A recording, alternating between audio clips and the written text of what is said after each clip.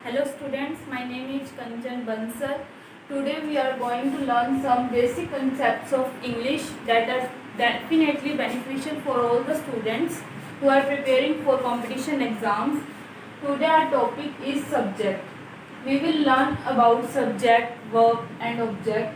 And किसी भी English के अंदर कोई भी टॉपिक रीड करने से पहले हमें इन 3 थिंग्स के बारे में पता होना ज़रूरी है कि हमारे सेंटेंस के अंदर क्या सब्जेक्ट होता है, क्या प्रेडिकेट होता है, क्या ऑब्जेक्ट होता है, क्या वर्ब होती है, एडजेक्टिव, एडवर्ब्स, ये सब चीज़ें क्या होती है। इन सब चीज़ों के बारे में जानना बहुत ज़रूरी है। सबसे पहले अपने सब्जेक्ट की बात करेंगे तो सब्जेक्ट क्या होता है। The doer of any work is called subject. किसी भी काम को करने वाला, किसी भी काम को करने वाला जो डूअर होता है, मतलब जो काम करता है, उसे क्या कहते हैं, सब्जेक्ट। नॉर्मली अपने सब्जेक्ट, किसी भी सब्जेक्ट, वैसे कोई भी मैथमेटिक हो गया, इंग्लिश हो गया, उन्हें भी सब्जेक्ट बोला जाता है, लेकिन किसी भी सेंटेंस के अंदर अगर सब्जेक्ट की बात की जाए तो वो होता है किसी काम को करने वाला। The doer of any work is called subject. जैसे मान लो एग्जाम्पल्स मैंने लिखे हैं, I am teaching at present, मैं अब वर्तमान में पढ़ा रही हूँ। तो पढ़ाने का काम कौन कर रहा है, आई कर रहा है, मैं कर रही हूँ, तो आई हमारा क्या हो जाएगा, सब्जेक्ट हो जाएगा। क्लियर है। देन उसके बाद में he is working hard in the office, वो ऑफिस के अंदर कड़ी मेहनत कर रहा है। कड़ी मेहनत कौन कर रहा है, ही, वह। तो ये क्या हो जाएगा हमारा सब्जेक्ट, क्योंकि ये क्या है, the doer of any work, काम को करने वाला क्या होता है, हमारा सब्जेक्ट होता है। नेक्स्ट सेंटेंस देखो, Trisha is cooking food in the kitchen, Trisha खाना बना रही है किचन में। अब टीशा क्या बना रही है, खाना बना रही है। खाना बनाने का काम कौन कर रहा है, टीशा कर रही है, तो टीशा हमारा क्या हो जाएगा, सब्जेक्ट। तो टीशा क्या हो जाएगा, सब्जेक्ट, क्योंकि ये काम कर रही है, डूअर है, तो इसे क्या कहा जाएगा, सब्जेक्ट कहा जाएगा।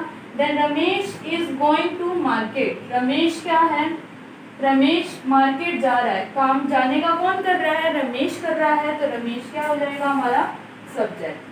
मीन्स इतनी बात क्लियर है कि अगर कोई भी सेंटेंस के अंदर जो काम कर रहा है या जो करता है, काम को करने वाला है, वो हमारा क्या कहलाता है, सब्जेक्ट कहलाता है। अब देखो सब्जेक्ट्स कितने टाइप के होते हैं। अब अपने सब्जेक्ट्स के पार्ट के बारे में पढ़ते हैं कि सब्जेक्ट्स कितने टाइप्स के होते हैं, कि सब्जेक्ट को किस किस रूप में लिखा जा सकता है। First of all noun and pronoun. एक तो नाउन हो सकता है सब्जेक्ट, या फिर हमारा सब्जेक्ट क्या हो सकता है, प्रोनाउन हो सकता है। सबसे पहले अपने देखते हैं कि नाउन क्या होता है। What is noun, the name of person, place, thing, animal, emotion, feeling is called noun. Normally अपने कोई भी डेफिनेशन पढ़ते हैं उसके अंदर only person, place, thing and animal के बारे में ही पढ़ते हैं, लेकिन नाउन के अंदर आपको अच्छे से पता होगा कि एब्स्ट्रैक्ट नाउन को भी काउंट किया जाता है, इसीलिए हम इसके अंदर इमोशन और फीलिंग को भी ऐड कर लेते हैं डेफिनेशन में।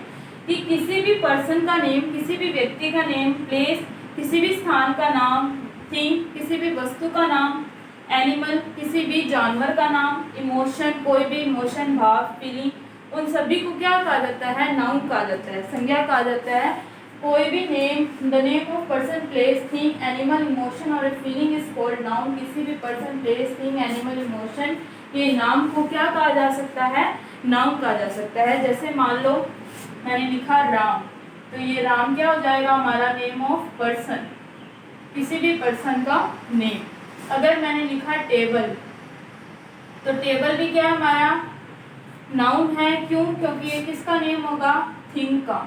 अगर मैंने लिखा श्री गंगानगर, श्री गंगानगर भी क्या हो जाएगा, नाउन हो जाएगा। क्यों, क्योंकि ये किसी प्लेस का नेम है, किसी भी प्लेस का नेम, थिंग का नेम, पर्सन का नेम। अगर मैंने लिखा कैट, तो ये कैट क्या है, किसी एनिमल का नेम है।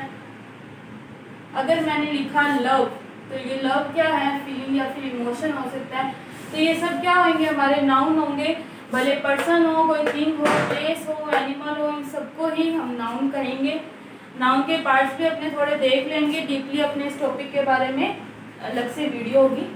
देन अपने पढ़ते हैं प्रोनाउन के बारे में। The words that use in the place of noun is called pronoun. ऐसे वर्ड्स जो किसके स्थान पर यूज हो रहे हो, नाउन की जगह पर यूज हो रहे हैं, उन्हें क्या कहा जाता है, प्रोनाउन कहा जाता है। ऐसे वर्ड्स जो प्रोनाउन, ऐसे प्रोनाउन जो नाउन के लिए यूज हो, उसे क्या कहा जाता है, प्रोनाउन कहा जाता है। जैसे मान लो मैंने राम लिखा था, राम क्या है, हमारा नाउन है।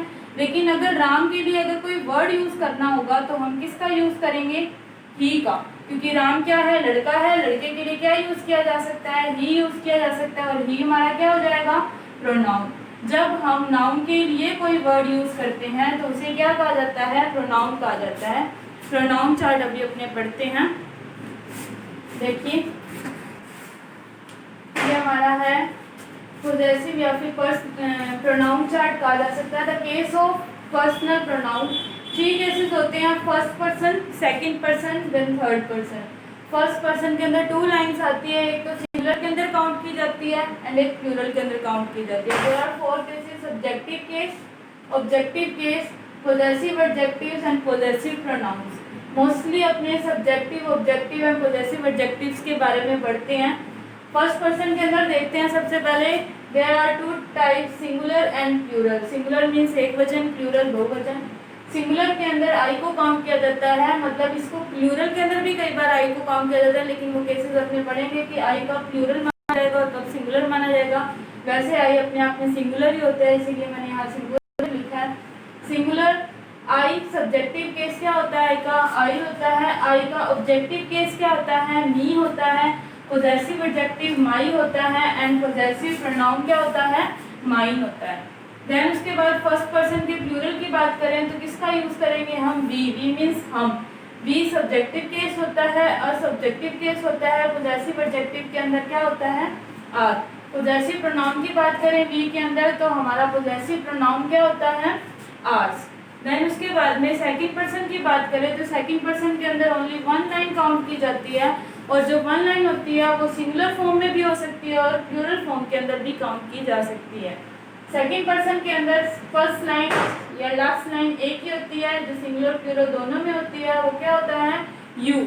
यू का मीनिंग तुम या फिर आप। यू हमारा सब्जेक्टिव केस भी होता है और ऑब्जेक्टिव केस होता है। अगर सेंटेंस के शुरू के अंदर यू का यूज किया जाए तो वो हमारा सब्जेक्टिव केस होगा। अगर सेंटेंस के अंदर लास्ट में यू लिखा जाए तो वो हमारा ऑब्जेक्टिव केस होगा। देन उसके बाद में यू का पोजेसिव एडजेक्टिव होता है योर एंड पोजेसिव प्रोनाउन होता है योर्स। फिर अपने थर्ड पर्सन की बात करते हैं तो थर्ड पर्सन के अंदर सिंगुलर फॉर्म्स के भी कुछ वर्ड्स होते हैं, प्लूरल फॉर्म के भी कुछ वर्ड को काउंट किया जाता है। There are 4 lines in third person. Singular, सबसे पहले सिंगुलर के बारे में पढ़ते हैं कि सिंगुलर ही किसके लिए यूज किया जाता है? किसी भी बॉय, एनी बॉय जिसके लिए ही यूज किया जा सकता है। ही हमारा सब्जेक्टिव केस होता है। ही का ऑब्जेक्टिव केस क्या होता है? हिम होता है। ही का पोजेसिव एडजेक्टिव क्या होता है? हिज होता है। ही का पोजेसिव प्रोनाउन भी क्या होता है? हिज होता है। इसके अंदर एक बात ध्यान देने वाली है कि possessive adjective and possessive pronoun ही का क्या होता है? बिल्कुल सेम होता है। अगर पोजेसिव प्रोनाउन की बात की जाएगी तब भी हिज का यूज होगा, अगर पोजेसिव एडजेक्टिव की बात की जाएगी तब भी किसका यूज होगा? हिज का यूज होगा। देन उसके बाद में सेकंड लाइन आती है, वो भी सिंगुलर फॉर्म में होती है, शी। शी किसी एनी गर्ल के लिए यूज किया जा सकता है। किसी भी गर्ल के लिए हम शी का यूज कर सकते हैं जो सिंगुलर फॉर्म में हो। शी हमारा सब्जेक्टिव केस होता है। शी का ऑब्जेक्टिव केस क्या होता है? हर होता है एंड पोजेसिव एडजेक्टिव क्या होता है? हर होता है। पोजेसिव प्रोनाउन क्या होता है? हर के साथ में एस जुड़ जाता है, हर्स। लेकिन एक बात ध्यान देने वाली है कि इसका जो ऑब्जेक्टिव केस है and adjective possessive adjective case है वो क्या होता है? बिल्कुल सेम होता है। देन उसके बाद में थर्ड पर्सन के अंदर एक और सिंगुलर लाइन आती है जो क्या होती है? इट की। इट का यूज हम किसी भी एनिमल के लिए, नॉन लिविंग थिंग के लिए, वेदर के लिए, इन सब चीज़ों के लिए करते हैं। इट का यूज सब्जेक्टिव केस के अंदर इट ही होता है एंड ऑब्जेक्टिव केस के अंदर भी इसका यूज क्या होता है? इट ही होता है। देन उसके बाद पोजेसिव एडजेक्टिव की बात करें तो इट का पोजेसिव एडजेक्टिव क्या माना जाता है? इट्स होता है एंड इट का पोजेसिव प्रोनाउन नहीं बनाया जा सकता, इसीलिए यहाँ पर मैंने क्या लगा दिया है? क्रॉस, क्योंकि इट का पोजेसिव प्रोनाउन नहीं बनाया जा सकता। देन उसके बाद में हम बात करते हैं थर्ड पर्सन के प्लूरल फॉर्म के वर्ड की। प्लूरल फॉर्म थर्ड पर्सन का क्या होता है? दे होता है। दे का जो ऑब्जेक्टिव केस है वो क्या होता है? देम होता है। पोजेसिव एडजेक्टिव देयर होता है। पोजेसिव प्रोनाउन देयर्स होता है। अब इसके अंदर जो देयर और देयर्स है इसके अंदर डिफरेंस इतना ही है कि पोजेसिव प्रोनाउन के अंदर इसके साथ क्या ऐड हो जाता है? एस ऐड हो जाता है, बाकी सब कुछ सेम है। दे का मीन्स होता है वे। जब बहुत सारे जनों की बात की जाए तो दे का यूज होता है। जब किसी एनिमल के लिए यूज करना हो तो इट का यूज होता है। शी किसी गर्ल के लिए, ही किसी बॉय के लिए यू तुम या फिर आपके लिए, वी मीन्स हम, आई मीन्स मैं। अब देखो मी मीन्स मुझे, अस मीन्स हमें, यू मीन्स तुम्हें, हिम मीन्स उसे, हर मीन्स उसे, इट का मीन्स भी उसे होता है, देम मीन्स उन्हें, माई मीन्स मेरा, आर मीन्स हमारा, योर मीन्स तुम्हारा, हिज मीन्स उसका, हर मीन्स उसका, इट्स मीन्स वो भी किसी जानवर के लिए उसका, देयर मीन्स उनके। और ये पोजेसिव प्रोनाउंस होते हैं, वो कैसे यूज होते हैं वो अपने पढ़ेंगे। क्लियर है इतनी सब पोजेसिव प्रोनाउन चार्ट आपका। नाउन के बारे में पढ़ रहे थे। सब्जेक्ट के अंदर 2 टाइप्स के सब्जेक्ट होते हैं, नाउन एंड प्रोनाउन। थोड़ा डीपली उसके बारे में पढ़ लेते हैं। नाउन टॉपिक अपने अलग से करेंगे क्लियर। सबसे पहले थोड़ा सा अपने ओवरव्यू ले लेते हैं कि नाउन क्या होता है। अभी अपनों ने पढ़ी थी डेफिनेशन, कोई भी प्लेस, कोई भी थिंग, पर्सन, एनिमल, फीलिंग और इमोशन को क्या कहा जा सकता है, नाउन कहा जा सकता है। Noun is the name of person, place, animal, thing, feeling और an emotion which we can be felt, जिसे हम महसूस कर सकते हैं और जिसके बारे में हम सोच सकते हैं। ऐसी person, place, thing, animal, feeling और इमोशन जिसके बारे में हम सोच सकते हैं और महसूस कर सकते हैं, वो सब क्या कहलाते हैं, हमारे नाउन कहलाते हैं। There are 5 kinds of noun. Noun के 5 पार्ट्स मेन माने जाते हैं जिसके बारे में हम नॉर्मल पढ़ते हैं। Proper noun, common noun, collective noun, material noun and abstract noun. सबसे पहले थोड़ा सा अपने देख लेते हैं कि प्रॉपर नाउन क्या होता है। प्रॉपर नाउन होता है the name of person, the particular name of person, place, thing and animal is called proper noun. जब किसी को पर्टिकुलर एक नेम दे दिया जाता है, जैसे मान लो राम, राम एक लड़के का क्या है, नेम है। जैसे मान लो ओनली मैंने ही लिखा तो ही से हम पता नहीं लगा सकते कि कौन सा लड़का है। कोई भी लड़के के लिए ही का यूज किया जा सकता है, लेकिन राम हमने एक पर्टिकुलर क्या दे दिया, नेम दे दिया, तो राम क्या होगा, हमारा प्रॉपर नाउन। कोई भी पर्सन, प्लेस, कोई भी प्लेस, कोई भी जगह का नाम, कोई भी थिंग, कोई भी वस्तु का नाम या फिर कोई भी एनिमल जिसे एक पर्टिकुलर नेम दे दिया जाए उसे क्या कहा जाता है, प्रॉपर नाउन कहा जाता है। देन उसके बाद में है कॉमन नाउन। कॉमन नाउन क्या होता है, जब हम किसी होल क्लास की बात करें, जब एक पूरी जाति की बात की जाएगी। जैसे मान लो मैंने लिखा बॉय, तो बॉय के अंदर सभी लड़के आ जाएंगे। मैंने लिखा गर्ल, अगर गर्ल की बात की जाए तो सभी लड़कियां इसके अंदर काउंट की जाएगी। क्वीन, अगर क्वीन की बात की जाए तो सभी रानियों की बात की जाएगी। तो वो क्या हो जाएगा, हमारा कॉमन नाउन जो किसी एक होल क्लास को डिनोट करे, वो क्या हो जाता है, हमारा कॉमन नाउन। कलेक्टिव नाउन क्या होता है, समूहवाचक संज्ञा, मतलब जब जो किसी एक समूह को डिनोट करे, मतलब कोई एक पूरे कलेक्शन को। जैसे मान लो मैंने लिखा कमिटी, तो कमिटी क्या हो जाएगा, एक पूरा समूह है जिसके अंदर बहुत सारे मेंबर हो, जो एक ग्रुप का निर्माण करे और एक ऐसा ग्रुप जिसे एक पर्टिकुलर नेम दे दिया जाए, जिसे एक पर्टिकुलर नेम से जाना जाए। जैसे मान लो जज का ग्रुप क्या कहलाता है, ज्यूरी, या फिर अपने बैवी, बैवी भी क्या होता है, ग्रुप होता है। तो वो क्या होता है, मतलब किसी भी एक ग्रुप को एक पर्टिकुलर नेम दे दिया जाता है तो उसे क्या कहा जाता है, कलेक्टिव नाउन कहा जाता है। देन उसके बाद में मटेरियल नाउन की बात की जाए तो मटेरियल नाउन ऐसा होता है जिसे हम देख सकते हैं, सुन सकते हैं, टच कर सकते हैं, मेजर कर सकते हैं, वेट कर सकते हैं, लेकिन जिसे काउंट नहीं किया जा सकता वो क्या होता है, हमारा मटेरियल नाउन होता है। जिसे हम गिन सकते हैं, सुन सकते हैं, देख सकते हैं, टच कर सकते हैं, वो सब क्या कहलाते हैं, हमारे मटेरियल नाउन कहलाते हैं। जैसे मान लो वुड, गिना जा सकता है क्या वुड को। फर्नीचर, फर्नीचर को भी गिना जा सकता है क्या। ये कुछ ऐसे वर्ड्स होते हैं जिसको गिना नहीं जा सकता, महसूस किया जा सकता है, देखा जा सकता है, टच किया जा सकता है, लेकिन इनको काउंट नहीं किया जा सकता। वो क्या होते हैं, हमारे मटेरियल नाउन होते हैं। देन अपने पढ़ते हैं एब्स्ट्रैक्ट नाउन। एब्स्ट्रैक्ट नाउन एक ऐसी फीलिंग होती है जो सिर्फ हमारे द्वारा महसूस किया जा सकता है कि हमारे मन में क्या चल रहा है। जैसे मान लो मैंने लिखा लव, हेट, सेल्फिशनेस, तो ये सब ऐसी फीलिंग्स है जो सिर्फ एक व्यक्ति के, एक पर्सन के मन के अंदर महसूस की जा सकती है। किसी और को दिखाना क्या होता है, थोड़ा हार्ड होता है। तो वो सारे क्या होते हैं, हमारे एब्स्ट्रैक्ट नाउन। हमारी फीलिंग सबके अंदर किसके अंदर काउंट की जाती है, एब्स्ट्रैक्ट नाउन के अंदर काउंट की जाती है। अब देखो इन नाउन्स को पार्टिसिपेट किया गया है अलग अलग पार्ट्स के अंदर। मतलब अगर शॉर्ट के अंदर अगर इनको पढ़ना है तो ये जो शुरू वाले 4 पार्ट्स हैं, proper noun, common noun, collective noun and material noun, इनको क्या कहा जाता है, कॉन्क्रीट। इनको किस नाम से जाना जाता है, कॉन्क्रीट नाउन के नाम से जाना जाता है। और जो एब्स्ट्रैक्ट नाउन है उसे एब्स्ट्रैक्ट नाउन ही कहा जाता है। कॉन्क्रीट नाउन क्या होता है? मूर्त संज्ञा। मूर्त संज्ञा मतलब जिसे हम हाथ लगा सकते हैं, जिसे हम महसूस कर सकते हैं, टच कर सकते हैं, काउंट कर सकते हैं, वो सारे क्या होते हैं? Concrete noun. और एब्स्ट्रैक्ट नाउन अमूर्त, जो देखी नहीं जा सकती, मीन्स हमारी फीलिंग एंड इमोशन देखे जा सकते हैं क्या? नहीं देखे जा सकते, तो उसे किसके अंदर काउंट किया जाएगा? एब्स्ट्रैक्ट नाउन के अंदर। और आज के टाइम पे जो न्यू काइंड्स पढ़े जाते हैं नाउन के, वो कौन कौन से होते हैं वो भी देख लो। जो हमारा प्रॉपर नाउन होता है उसे तो क्या कहा जाता है? प्रॉपर नाउन ही कहा जाता है।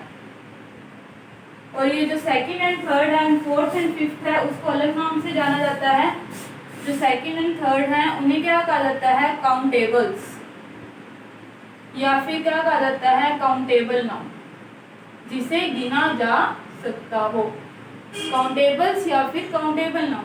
मटेरियल नाउन अभी अपनों ने पढ़ा था, जिसे हम सिर्फ मेजर कर सकते हैं या वेट कर सकते हैं, जिसे काउंट नहीं किया जा सकता है। Abstract noun feeling and emotions को तो वैसे ही काउंट नहीं किया जा सकता, तो इन्हें क्या कहा जाता है?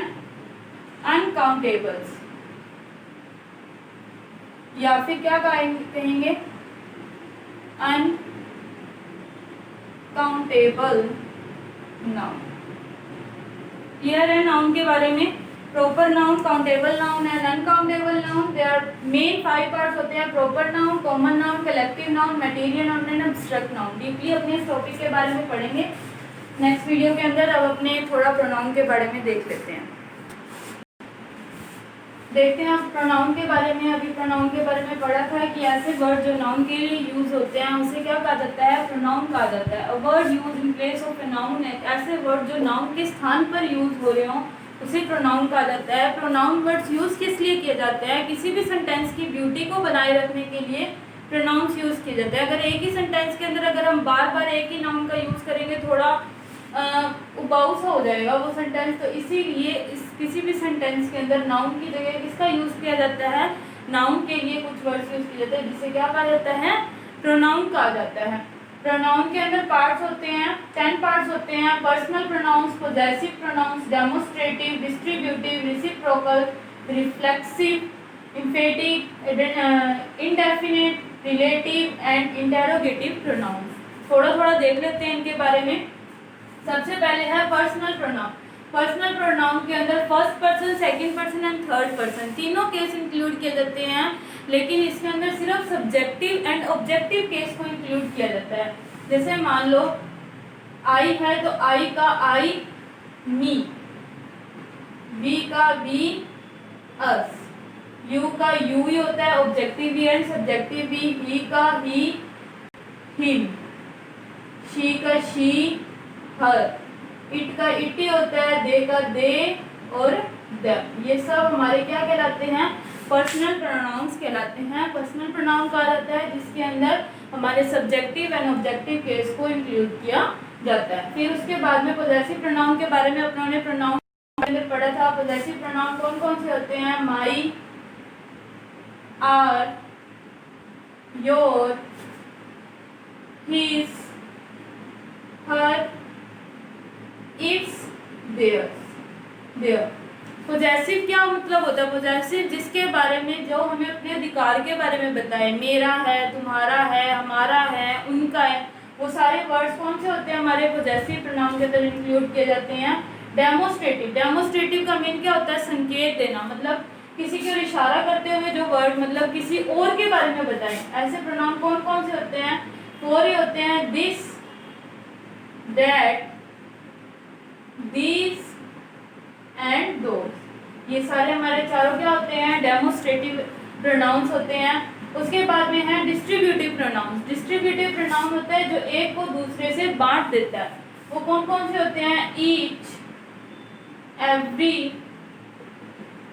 Either, neither, none. ये सब क्या कहलाते हैं? हमारे डिस्ट्रीब्यूटिव प्रोनाउन कहलाते हैं। Each, every, either, neither, none. फिर है उसके बाद में रेसिप्रोकल। रेसिप्रोकल के अंदर 2 ही प्रोनाउंस काउंट किए जाते हैं, any other and each another.